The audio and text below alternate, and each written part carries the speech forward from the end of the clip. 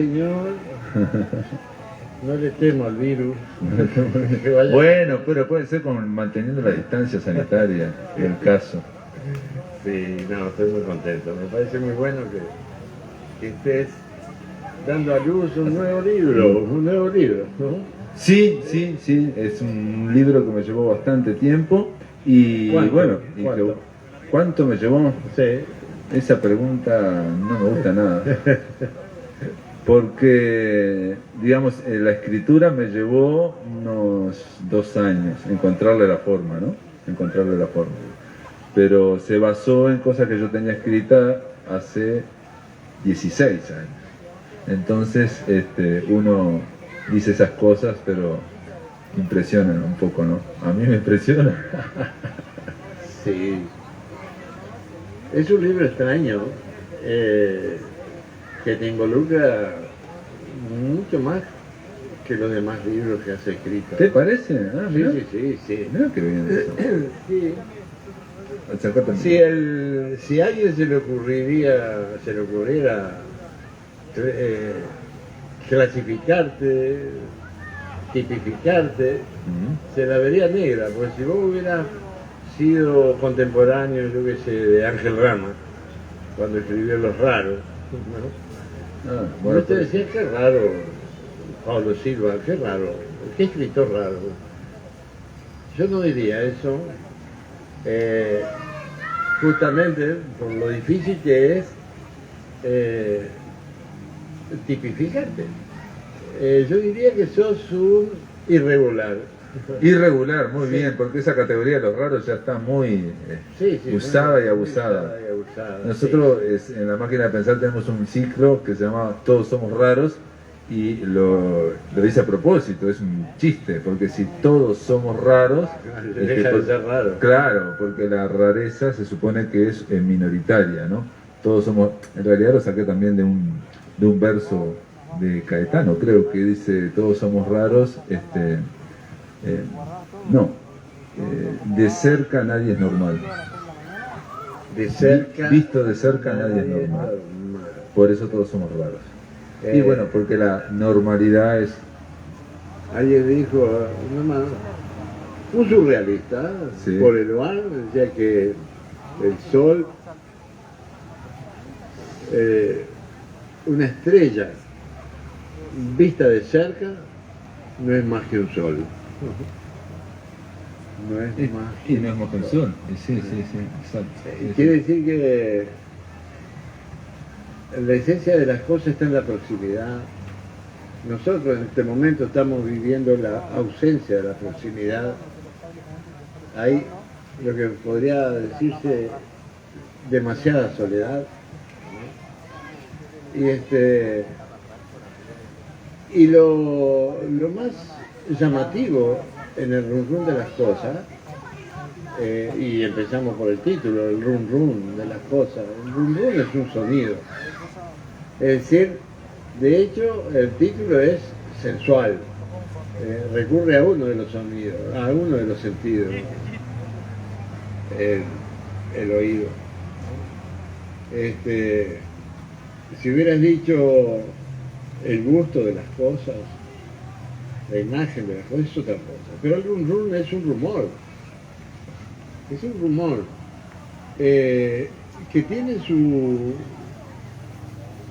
digamos, su raíz en el inconsciente. En el inconsciente. Lo llamativo de esta novela es que no la escribís tú. No, la escribe Héctor Corbalán Ramos. Sí. Héctor Corbalán Ramos no me cae muy simpático, para decirte la verdad. Lo encuentro un tipo narcisista, que nunca ha entendido él que la literatura no es autobiografía, sino todo lo contrario. Es la exteriorización de la apariencia. La exteriorización de la apariencia.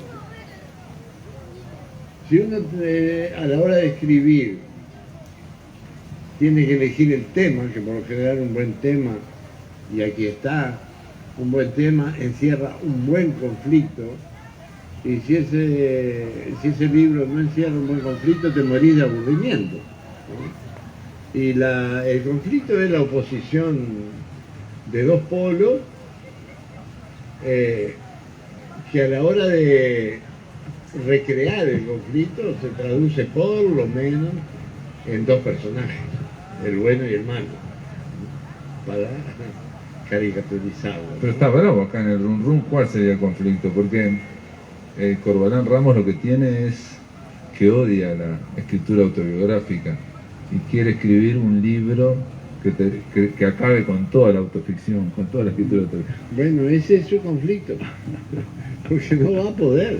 Odia la escritura autobiográfica, pero solo tiene ganas de escribir sobre un tema, sobre sí mismo, y dice que lo va a hacer sin traicionar sus principios. Sí, muy bien. ¿Y lo logra? Esa es la pregunta. ¿Sabes qué? Lo podría lograr, acá no lo logra, no lo logra. Porque hoy te preguntaba, por ejemplo, todos esos personajes que están sacados de su imaginación. Sí, son todos escritores. Son todos escritores, pero lo que hace, me voy a decir, Pablo Silva, Sí. tú no sos un escritor, como te decía, sos un escritor irregular, no tiene nada que ver lo que tú haces con lo que hacen la mayoría de los escritores que antes de empezar a escribir pergenian una visión panorámica de la idea que tienen. Sí, de acuerdo. En esa idea, supongamos que es historia, es una novela histórica, ¿no? ¿Qué parte de la historia? Supongamos que toca las guerras civiles, toca el golpe de terra o la dictadura, ¿no? Es decir, ¿en qué parte de esa visión panorámica, convertida metafóricamente en un campo de aterrizaje, dónde va a aterrizar? ¿Dónde va a aterrizar? Pues muy bien, lo que le ocurre a Corbalán... Pero cuando Sí. vos estás escribiendo, tampoco sabés dónde vas a aterrizar. No, Tu libro. no. No. Saber, sí, saber, ¿Vos saber. decís que sabés? Sí, porque vas a aterrizar en un territorio de las artes plásticas, en un territorio cinematográfico o en un territorio poético, ¿no? En un territorio histórico, como decía, ¿no? Yo aterrizo, por ejemplo, en las Claro. guerras civiles, pongámoslo, Pongámoslo. ¿no? Pongámoslo. Tú, a mí me da la impresión de que desde que te estoy leyendo, no pensás aterrizar. Bueno, No pensás aterrizar. ¿Por qué? Porque lo que hace Corbalán es una búsqueda perpetua, ¿no? Es una búsqueda perpetua. No se estaciona en un tema, está muy bien. no se detiene en un tema, No. ¿no? Sigue de largo. E incluso esa búsqueda puede ser infructuosa al final. Bueno, un libro como este puede plantear la posibilidad de un segundo tomo, un tercer tomo. Bueno, no, pero también hay otra cosa que en los libros que me parece que la gracia Digo porque, está en el perdón, camino, ¿no? Sí, pero digo porque si toda esta... Vos decís que con esta estructura se podría hacer otro tomo, digamos, con otros episodios. A lo de que otros te quiero escritores. oír, que de pronto me puede gustar, que el libro lo publicaste antes de tiempo. Claro. ¿Por qué? Porque en vez de 15, Mm. 17, 25 son Son como 25 escritores que aparecen. 25 Sí, escritores. Y seguís buscando, y seguís buscando. Es decir, ¿por qué no otros 25 escritores, no? Sí, eso es una cosa. Pues es que yo tenía otros episodios, ¿no? Por ejemplo, tenía otro que no lo incluí, de Ramiro Sanchís con Martín Bentancor hablando de John Ford. De John Ford. Y Ramiro Sanchís me dice en ese episodio, dice, John Ford es un intelectual disfrazado de cowboy. Y yo le digo, no, es un poeta disfrazado de cowboy. John Ford y Martín Betancourt nos mira y dice, no dice nada. John Ford, en El Tesoro de la Sierra Madre, apela... No, ese es John Huston. No. En El Tesoro de la Sierra Madre. Sí, en El Tesoro de la Sierra Madre. Ese es John Huston. Entonces hizo la segunda remake, que cuando hizo La Diligencia. La Diligencia, sí. Sí. Y la otra, él decía que si uno puede recordar, puede hacer una fiesta con la imaginación, ¿no? Claro. Y sobre todo, si la base de su recuerdo es originario, es la infancia, por ejemplo. Claro. ¿no? Claro. Y acá, la apelación a ese hombre que es un cazador de sueños. Claro, porque son episodios que son sueños, digamos, Claro. que son sueños, y al decir que son sueños ya te liberás de explicar que las cosas ocurran. Porque en realidad en una novela histórica de la Guerra Civil también las cosas ocurren porque sí, porque las quiere el escritor, básicamente, ¿no? Sí, sí. Sí, digamos, ¿no? O sea, tiene fuerza los personajes, todo, pero el que en el último momento decide o no es el escritor. O sea, de última pasan porque sí. En un sueño, en episodios de sueño, pero también en un episodio de la guerra, Eduardo Acevedo escribiendo, por ejemplo. Porque sabemos que él está atrás de todo eso. Pasa, se puede basar en un hecho real, en fin, contar el combate de la tapera, pero en el fondo, el que está determinando que las cosas pasen porque sí es el escritor, el creador, ¿no? El creador, claro. Sí. Lo que aquí entusiasma, llama la atención, que al lector la primera reacción que le va a provocar, me parece, es estimular, poner en funcionamiento ese mecanismo maravilloso que es el de la asociación de ideas, ¿no? El mecanismo de la asociación de ideas. Porque cada uno de ellos, de los personajes de Corvalán, ¿no? De los que él elige. Sí, personajes que se llaman Onetti, que se llaman... Por eso, de los que él elige, lo convierte en personaje a Borges. Sí, claro. Sentadito Bolaño, ahí, al costado de la vereda. Mario Delgado Paraín. No. Sí, ¿cómo que no aparece? ¿Querés que te lea? ¿Dónde aparece? A ver, dale, y atenete a las consecuencias. Hay una parte donde aparece Mario Delgado Paraín soñado y dice así: entré a una casa vieja, estaba oscuro, avancé por un pasillo ancho y vacío. Las paredes gruesas, viejas y amarillentas, tenían en su parte inferior la cal descascarada. La casa era muy fresca. Las baldosas repetían dibujos que alternaban el marrón y un tostado claro, antiguo. Supe que estaba en un casco de estancia, una estancia venida a menos, pero que todavía se mantenía activa.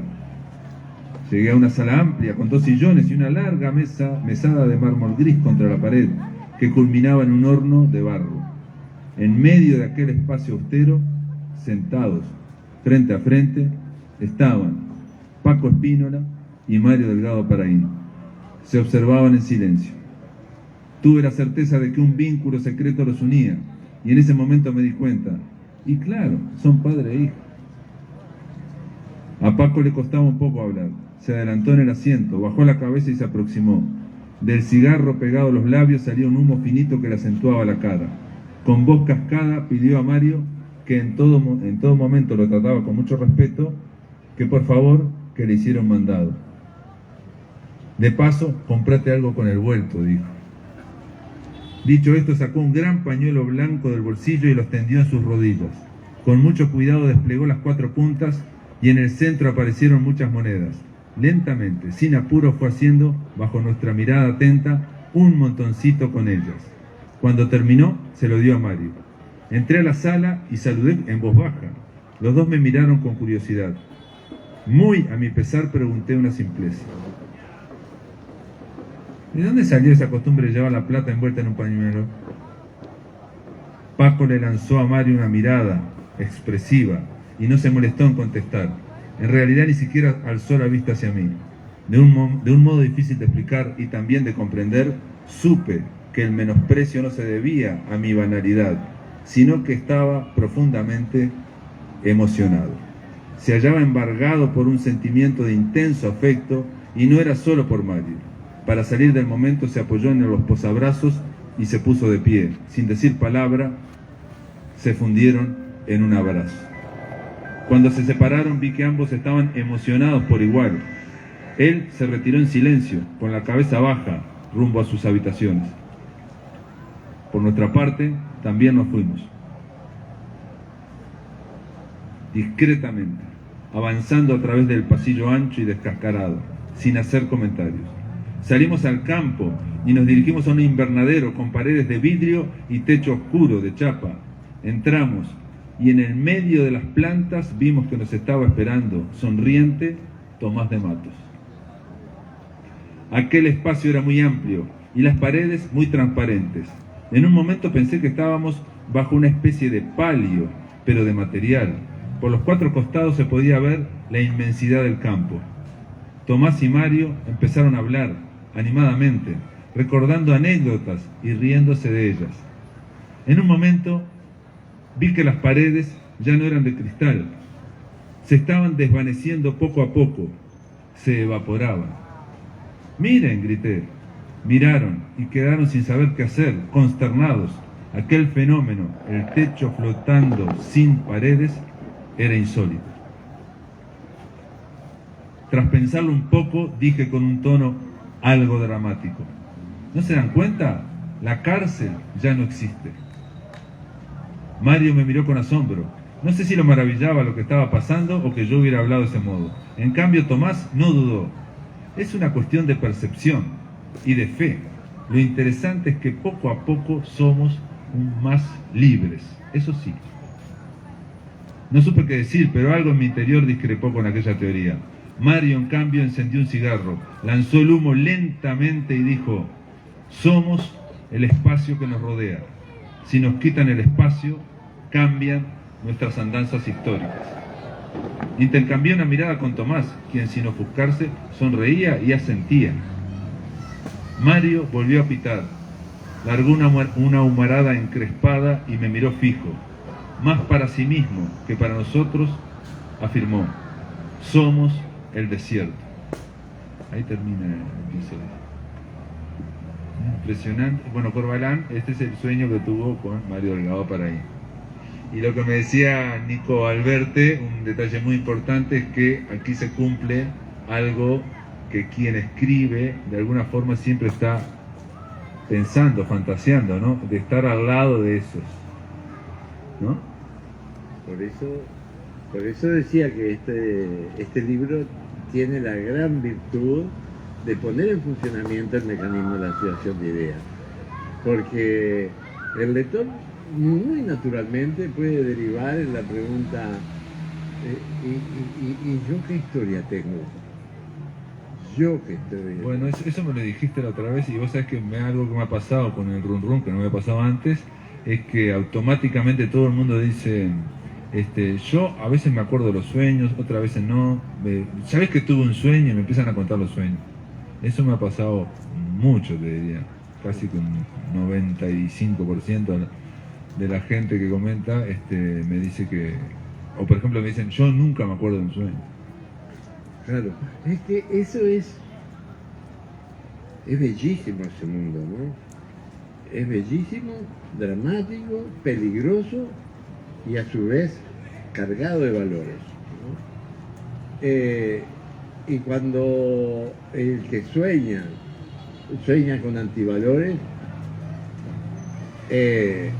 empieza a cuestionarse la apariencia del valor, que es la conducta, es el comportamiento, el relacionamiento humano, ser bueno o ser malo andando por la vida, ¿no? Y yo creo que acá, como lo que se privilegia es la imaginación, y la imaginación en este caso se comporta como un acontecimiento muy primitivo, muy originario, ¿no? Es decir, muchos no se acordarán.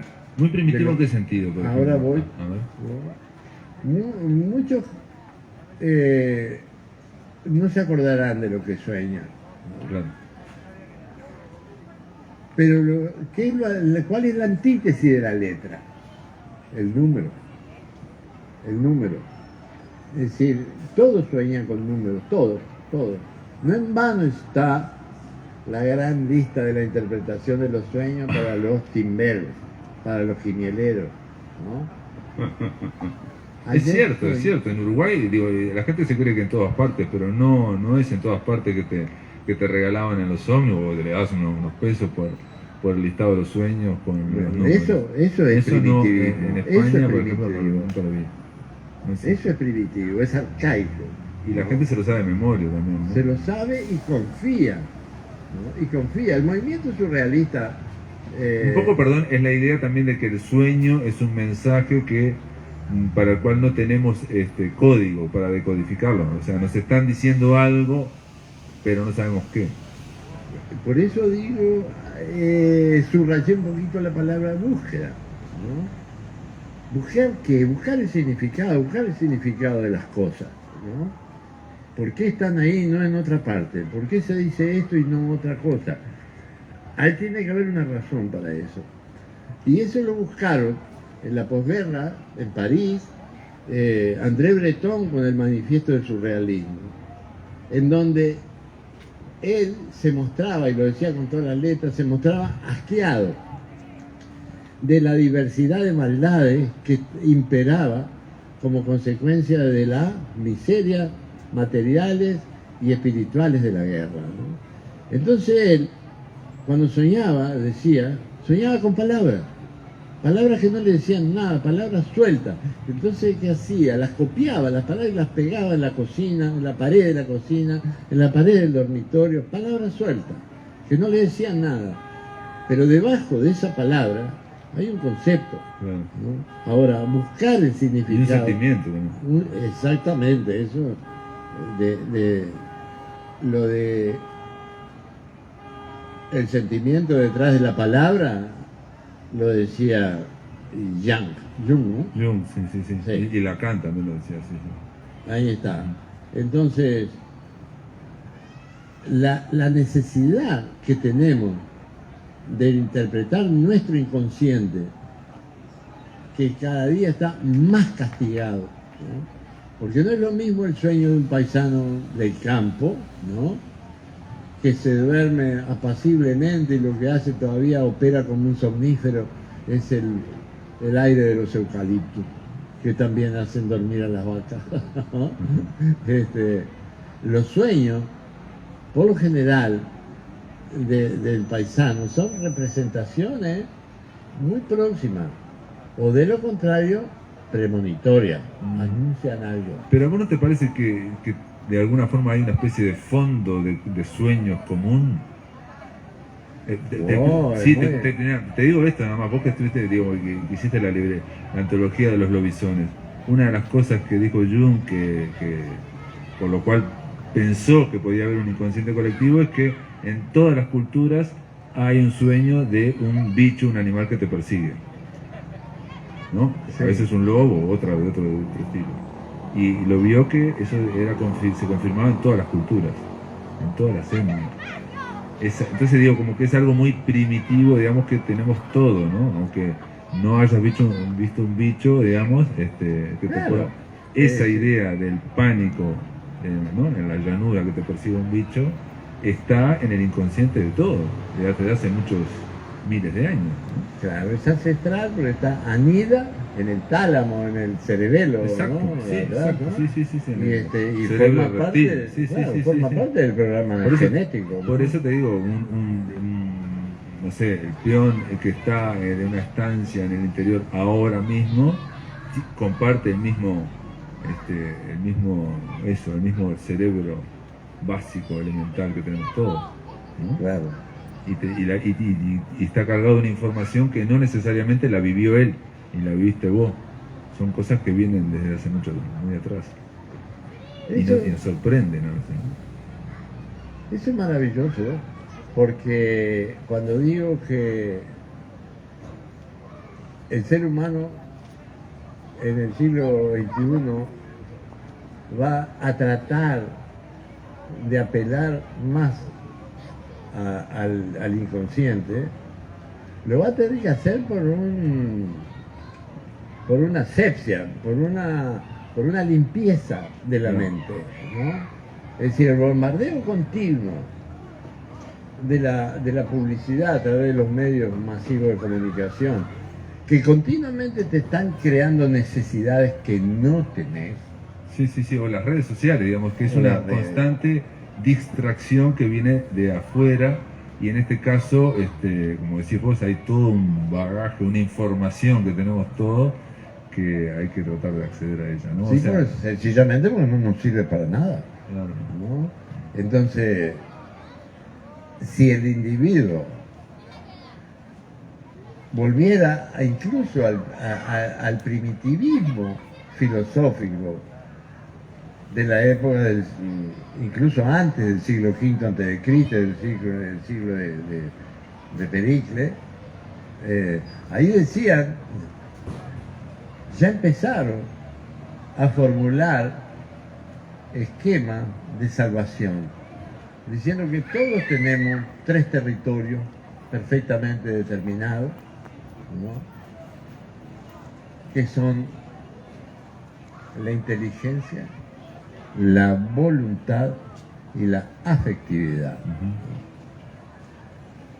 Es decir, a través de esa inclinación genética del lado izquierdo del cerebro o del lado derecho, la razón o la pasión, ¿no?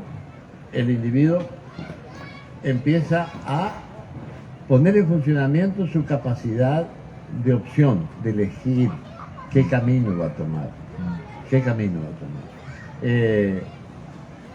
La verdad es que si uno tiene en cuenta que esos 3 campos forman parte de nuestra singularidad, de nuestra psicología, si cada uno de nosotros tuviese la pericia de preocuparse por conciliar, equilibrar esos 3 campos, la voluntad, la inteligencia, ¿no? Los psicólogos pasarían hambre, ¿no? Pasarían hambre. Uno para apagar el celular y sí, seguimos hablando. Bueno, yo quería contarte algo que cuando le pasé a Pedro Peña, escritor Maragato, este fragmento que acabo de leer de Mario Delgado con Paco Espínola y con Tomás de Matos, él me dijo, dice, pero ese sueño debe haber sido premonitorio, me dice. ¿Por qué? Porque acá en esta biblioteca de San José nosotros presentamos un libro con Mario Delgado y atrás estaba un gran retrato de Paco Espínola, y antes de arrancar Mario se dio vuelta y dijo, este es el padre de muchos de nosotros, ¿no? Y, sí, y en ese episodio parece como que es tu padre, ¿no? Sí, me encantó eso, me encantó. Ni siquiera se me ocurre preguntarme, ¿eso es cierto? ¿Eso es cierto? No, claro que no lo es, pero para mí Espínola me abrió.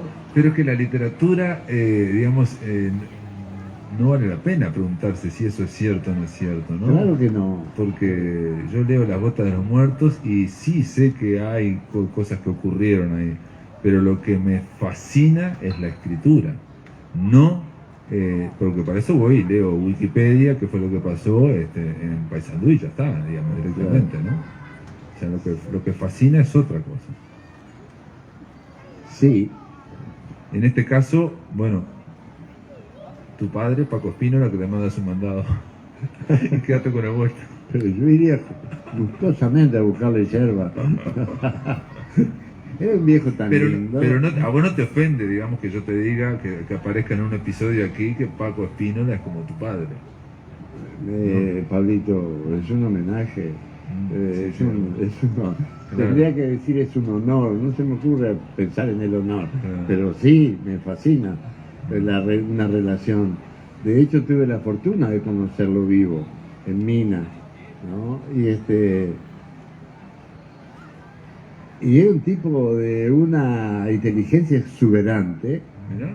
pero a su vez el dueño de una calma interior, de una armonía interior, tan difícil de lograr, que se ve que había combinado estos tres campos que decían los griegos, Claro. ¿no? Con mucha facilidad, ¿no?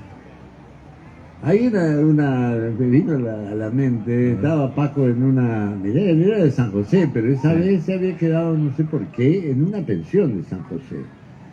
Y se levantó de la siesta, él mismo contaba, él mismo contaba. Sí. Se levantó de la siesta y fue a tomar mate bajo la parra. Y estaba ahí fumando y tomando mate. Y sale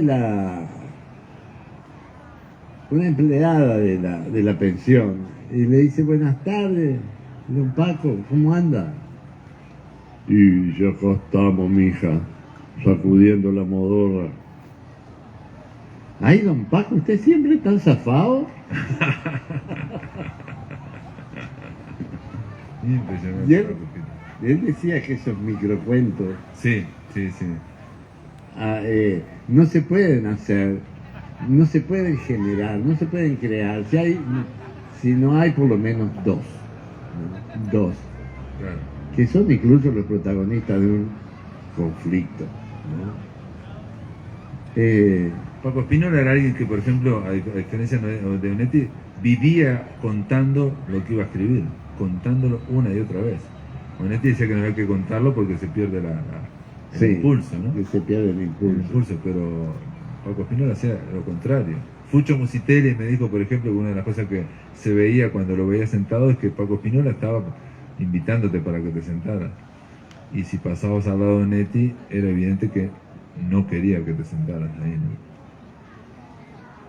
Es verdad, es verdad.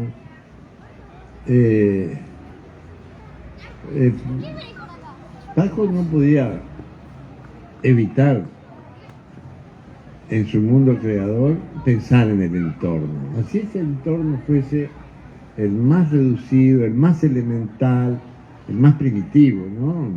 Es lindísimo como juega con Rodríguez, Claro. con el Loizón, ¿no? Pero a su vez, esas historias que pueden involucrarse, digamos, dentro de un género de terror, ¿no? Sin embargo, él se iba de ese mundo para depositarse afuera, poner los pies en la tierra. Yo recuerdo que Paco tiene un maravilloso prólogo, que yo no sé si no vale más que el libro que prologa, en Hombres, Tierras y Ganados, de Esteban Campal, y él hacía el prólogo. Y la verdad que quienes viven en el mundo urbano no son conscientes de su capacidad soberana. Y la capacidad soberana es tener conciencia de que ese metro cuadrado o circular en el que tenés posados los pies, en donde reposa tu cuerpo, es tu territorio en el planeta. No te pueden sacar de tu espacio. Ese espacio es intransferible, ¿no? Y te rodea, lo habitas tú, ¿no? Y Paco decía en ese prólogo que para construir lo que los griegos le llamaban el ethos, E-T-H-O-S, para construir lo que es el ethos, significa espíritu de nación, decía él, ¿no? Nosotros tenemos que tener una actitud de comunión con el espacio que tenemos la suerte, la fortuna de usufructuar. Porque ese espacio recién lo va a usufructuar otro cuando ya no estemos, ¿no? Ahí entra a tallar no la historia, no la geografía, la demografía. Ser habitante del planeta significa hacerse cargo del espacio que te toca en suerte. Bueno, Bas Ferreira dijo, por ejemplo, que todo ser humano que nace tiene un derecho que normalmente no se admite o no está admitido por la Declaración de los Derechos Humanos, pero Bas Ferreira decía que tiene derecho de habitación, De habitación. de habitar De habitar. la tierra. Entonces, Sí. cualquier bebé que nazca tiene derecho a, bueno, un techo, a una comida, porque tiene derecho para habitar la tierra, ¿no? Es Y maravilloso esto, sí, sí, porque sí. ahí Paco decía que todos tenemos que lograr un estado de comunión con nuestra tierra. Sí, pero porque acá, si no acá lo en el, encontramos, acá en el libro vos decís, somos el espacio que nos rodea. sí, Mirá vos, y es ese, no está mal, ¿eh? y es ese. Y él decía que si no logramos ese estado de comunión, corremos el riesgo de convertirnos nada más que en un pedazo de tierra con gente encima. Ah, muy bien. Sí, sí, sí, sí. ¿No? Está muy bien, está muy bien. Está muy bien. Sí, de acuerdo. No sé, acá en este libro vos terminás diciendo somos el desierto, ¿no? No entendí mucho, pero bueno. Somos el desierto. Pero decís somos el espacio que nos rodea. Mira, Dino Significan- Buzzati, el autor de El desierto de los tártaros. El desierto de los tártaros. ¿Qué hacían ellos? El desierto, pasaron toda una noche cenando esperando la invasión de los tártaros que dicen que se venían. Estaban en Venecia, creo. Y los tártaros no llegan nunca. Sí, no llega nunca. No llegan nunca. Es tan temible como el virus. No lo vemos, sabemos que está ahí, sabemos Claro. que viene. Y somos capaces, bueno, mientras tanto, mientras no No. viene el virus, vamos a hacer un asado, ¿eh? Y aparte en esa novela lo que es, ellos no vienen nunca, o sea, la amenaza no viene nunca, pero todos viven en función de esa amenaza. Que va a venir, va a venir, va a venir y no viene nunca. Todo el destacamento, ¿no? Todo el fuerte, ¿no? Es una novela El formidable. desierto de los tártaros, sí, sí, muy buena novela. Sí, sí, sí, sí. Y ahora te pregunto, ¿tú la diste por terminada? Sí, sí, no, Mario, por favor, ya está, no, no. ¿Eh? Yo a esto ya la di por terminada, sí, sí. Hay que pasar adelante, hay que seguir adelante. Hay que seguir adelante. Por supuesto que hay que seguir adelante. Esto está basado, lo aclaro por las dudas, en un diario que yo empecé a partir del año 2000 y donde fui anotando, bueno, a veces anotaba sueños, pero fueron desarrollados literariamente. Entonces, o sea, en la base hay un algo que fue un sueño, pero fueron desarrollados literariamente. Esto que acabo de leer claramente, incluso está desarrollado, digamos, ¿no? Sí. Pero respetando, digamos, el sentido del sueño. Para mí estos no son, por ejemplo, cuentos. O sea, si vos me decís, estos son cuentos, y vos los pondrías en un libro de cuentos, para mí no cumplen esto que leí yo, la función de un cuento. Pero capaz que soy yo de cuadrado nomás, ¿no? No, O sea, capaz que sos tú de irregular. no, puede ser, puede ser. Porque, Que no es clasificable, que no sos clasificable. Eso simplemente eso. claro. Pero, como te voy a decir, a la hora de buscarte dentro de la literatura nacional, sos inconfundible. Y esa expresión de la apariencia,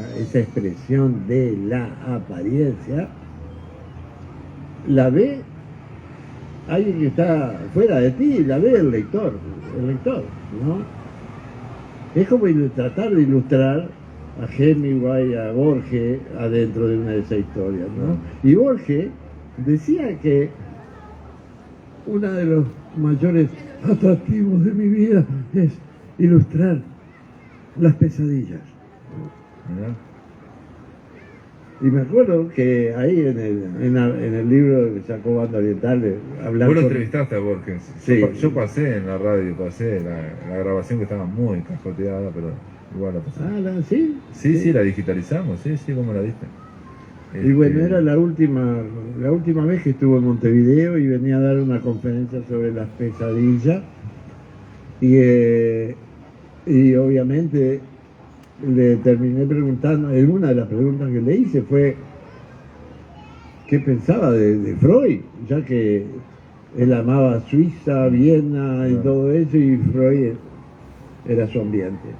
Y me dice, no, yo a Freud lo detesto tanto como a Perón.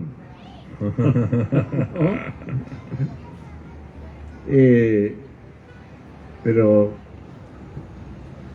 el psicoanálisis, no, él precisaría un psicoanalista que no fuera freudiano, por supuesto.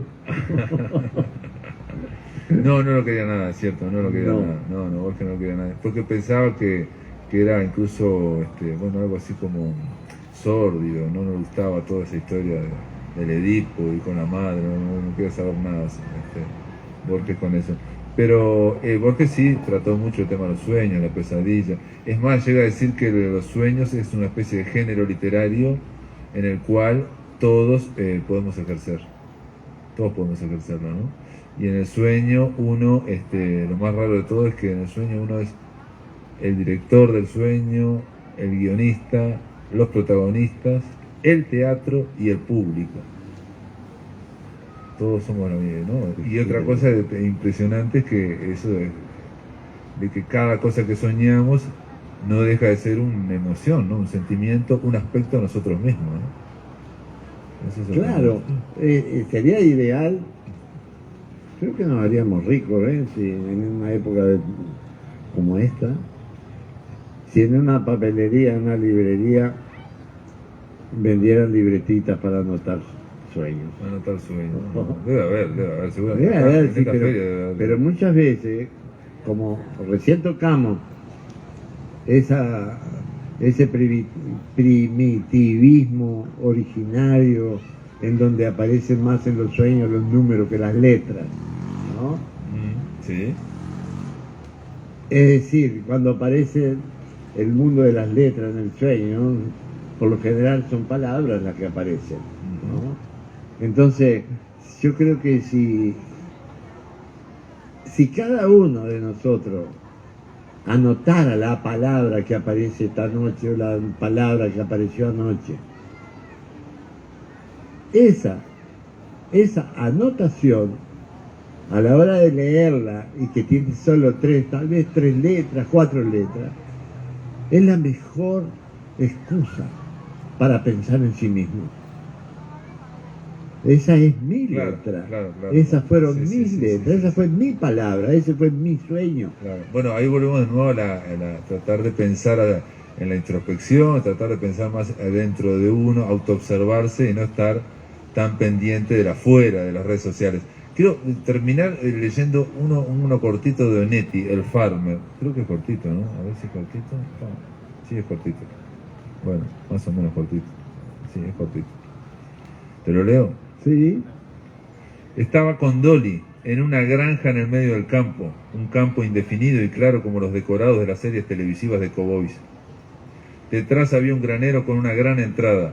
Sobre ella, una escalera de mano daba un piso medio vacío donde se veían fardos de alfalfa y algunas bolsas de granos. Crucé ese patio y subí por la escalera para buscar a Juan, que estaba echado entre la paja, vestido como un granjero del sur, con un mameluco de tiradores sobre la camisa a cuadros. «Te estamos esperando», dije a modo de saludo. Me miró con ojos tristones. Con una inmensa lentitud se puso un sombrero de paja y se reincorporó. Lo ayudé a pararse y cuando por fin estuvo de pie, me separó con la mano. Se palmeó, metódico, los pantalones sacudiéndose la suciedad. Luego me miró serio y poniendo un énfasis grave en cada una de las palabras, dijo: «Hoy voy a escribir». Su expresión fue dura, como si quisiera taladrarme con la mirada. Su forma agresiva de encarar no dejaba lugar a dudas. Estaba hablando en serio. Intimidado, permanecía en silencio, sin saber qué decir. Eso no le importó en absoluto. Con gran aparatosidad y negándose a ser ayudado, comenzó a bajar lentamente por la escalera. Era como ver a un simio con los miembros endurecidos. Demoraba una eternidad para ver dónde ponía el pie cada vez.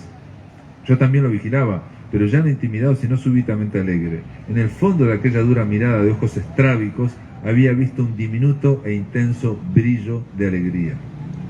¿Cómo? No me había dado cuenta. ¿Cómo no me había dado cuenta? Recién ahí comprendí. en la forma más profunda del verbo comprender, la de tomar conciencia profunda de un modo inexplicable, casi infuso, del significado de un sentimiento. Comprendí que hasta hace un momento Onetti había estado hundido en una gran depresión. Me asombró no haberlo notado antes cuando holgazaneaba por ahí, e incluso me pareció paradójico notarlo justo ahora cuando había visto el primer síntoma de recuperación. Entonces recordé lo que había dicho al mediodía, 3 horas antes, cuando nos íbamos rumbo al granero, a donde él iba a dormir la siesta. La gente se impresiona por tus textos, por tus personajes y tus historias, pero lo más importante en tus libros no es el argumento. Lo que hace que siga impresionando como el primer día son las descripciones, o mejor, las palabras que empleas en ellas, las palabras que dan la sensación de haber sido vividas cuando fueron imaginadas. Onetti se detuvo y me miró, bajó la vista hacia el suelo y volvió a mirarme. Eso es lo único que importa. Siguió caminando bajo el sol en silencio con la misma lentitud simiesca, pero yo sentí que algo había cambiado. Es porque son vívidas, dije. ¿El qué? Las escenas, las palabras. Ah, se quitó el sombrero y se secó el sudor de la frente con el antebrazo. Luego asintió un par de veces, siempre resoplando por el esfuerzo que le implicaba atravesar aquel patio con gallinas lleno de polvo. Parecía un granjero salido de una película de John Ford o de un libro de Erskine Caldwell. Viéndolo bajar la escalera, comprendí que las ganas de escribir le habían regresado a causa del breve intercambio de palabras que habíamos tenido antes. Era todo muy sorprendente. Cómo funcionaban los mecanismos de creación de Onetti y que yo pudiera percibirlo de un modo tan transparente. Por su parte, él se mantuvo inexpresivo, sin emitir gesto alguno. Había cierta agresividad en su mirada. ¿Por qué? Me pregunté, si lo que lo ayudó fueron mis palabras, es tan duro conmigo.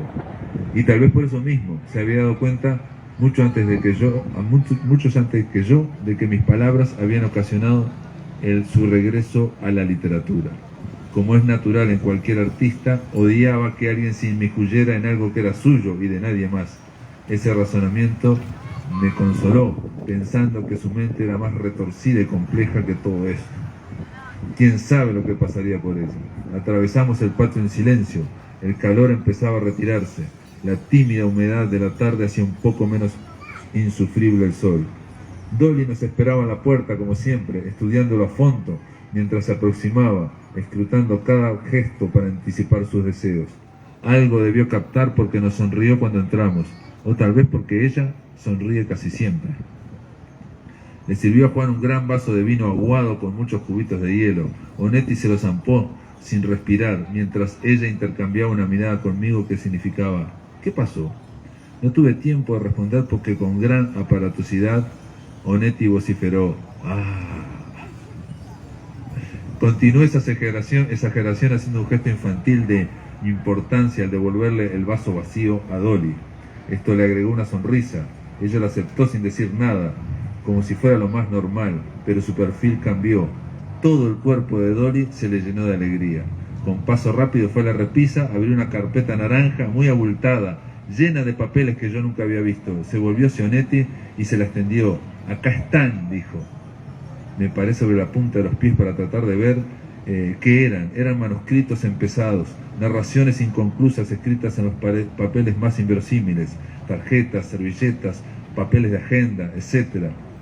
«No», dijo él, y los apartó con la mano. La miró serio, o tierno, o de otro modo que no puedo explicar. La mirada se alargó por un momento, el exacto para enfatizar cada una de estas palabras. Hoy voy a empezar desde cero. Se dio media vuelta y se dirigió a su habitación. Dolly, con un repasador en la mano, se quedó contemplándolo con una mirada devota y amorosa. Cuando Juan cerró la puerta, me di cuenta de que aquel tranco suyo, lento y desparejo, se podía percibir la energía que nace de la victoria. Hasta los ojos de Dolly sonreían.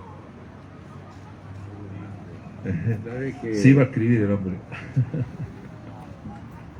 Un pequeño entre paréntesis, sabía que la memoria no me iba a traicionar. Cuando hablamos de los sueños, el concepto de John Ford es en qué verde era mi valle. Qué verde era mi valle, Sí, exacto. donde decía que si todos podemos recordar un sueño y describirlo, podemos, un sueño propio, ¿no? Sí, sí, sí. Y describirlo, podemos vivir entretenidos toda la vida. Todo el resto de nuestra vida. Bueno, muchas gracias, Mario. Y a su vez, no, Vale. pero Sí, no a termina ver, acá, ¿no esto, termina acá? no va a quedar así, se va a hinchar. Cuando decía que en determinado pasaje Onetti hizo, Ah, sí. vos sabés que era así, Te voy a contar rápidamente, voy a contar. Estaba una vez en La Habana con Horacio Eguren, ¿no? Un escritor veterano, una maravilla de hombre dulce, ¿no? Y él, estábamos de jurado del premio Casa de la América, y él me decía que la vez que lo conoció a Onetti, dice, yo nunca había conocido un tipo tan parco, y sin embargo tan rico en palabras, ¿no? Pero dice, si no lo hago ahora, no lo hago nunca, dice Horacio.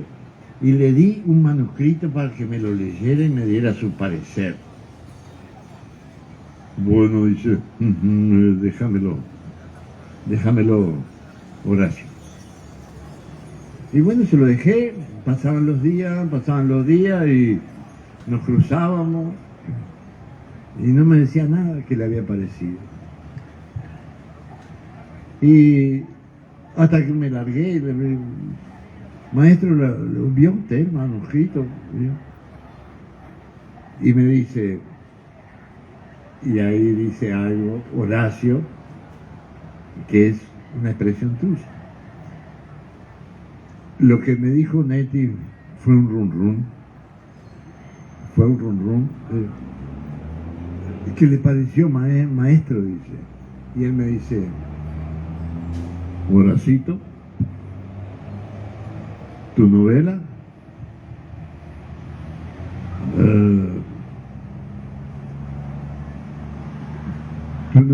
bueno,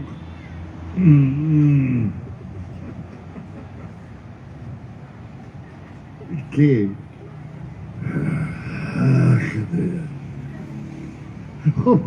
¿Qué me estuvo hablando? 2 minutos. Y lo único que escuché yo fue ese rum. Bueno, Tu novela.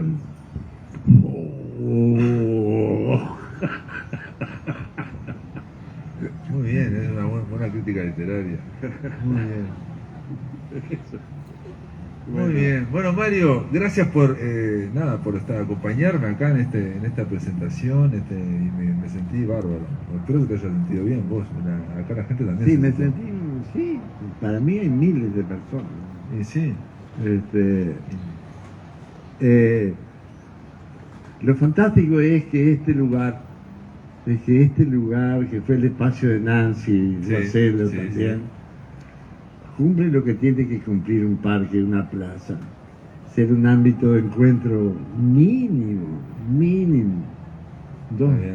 Una pareja, 2 amantes, 2 novios, ¿no? Un matrimonio viejo, ¿no? Es un lugar hermoso para establecer ese estado de comunión que decía Paco, ¿no? Exacto. Sí, es un lugar, esta feria misma, llena de buenos fantasmas, ¿no? Como Nancy Bacero. Gracias, Mario, por estar acá y gracias a todos por acompañarnos, ¿no? Muchas gracias a todos, ¿no?